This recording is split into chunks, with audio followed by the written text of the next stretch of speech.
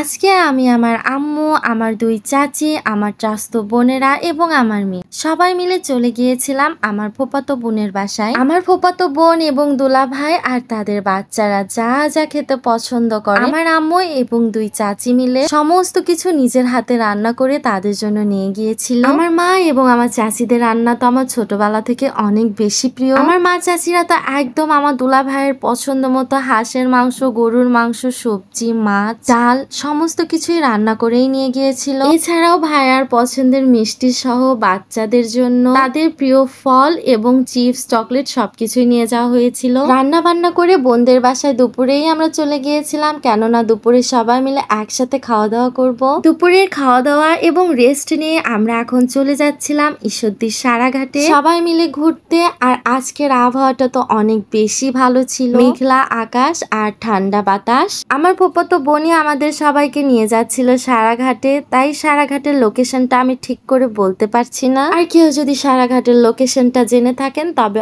অবশ্যই কমেন্ট বক্সে জানিয়ে যাবেন। সারাঘাটে যাওয়ার রাস্তা এতটাই বাজে ছিল তা তো আমার ভিডিও দেখে আপনারা বুঝতে পারছেন। এই রাস্তায় অটো নিয়ে আসতে আসলে অনেক বেশি কষ্ট হয়েছিল। তারপরে এই সারাঘাটের অসম্ভব সুন্দর একটা ভিউ দেখে তো মনটাই ভরে গেল। নদী দেখতে ভালোবাসে না এমন মানুষ তো খুঁজে পাওয়াই যাবে না। আমার কাছে তো পার্ক, রিসোর্ট সবকিছুর তুলনায় নদীতে ঘুরতে আসতে অনেক বেশি ভালো লাগে। সবাই তো সারাঘাটের এই নদীর কাছে এসে সবাই অনেক বেশি খুশি হয়ে গিয়েছিল। অসম্ভব সুন্দর ভিউ ছিল, বাতাস ছিল, এক কথায় মন ভালো এবং ফ্রেশ করতে নদীতে ঘুরতে যাওয়ার মতো বিকল্প আর কিছুই হতে পারে না। নদীতে ঘুরতে যাব আর নৌকা চড়ে নদীর ফিল নিব না তাই কি হয়? যদিও আম্মু এবং চাচিরা বারবার নিষেধ করতেছিল, তারপরেও যেন মন একদমই মানছিল না। খুব ইচ্ছা হচ্ছিল নদীতে নৌকা করে ঘুরবো এবং নদীর প্রাকৃতিক একটা বাতাস আর প্রাকৃতিক সৌন্দর্য উপভোগ করব। নৌকাতে ওঠার সময় আম্মু এবং চাচিরা নৌকার মামাকে বারবার বলে দিচ্ছিল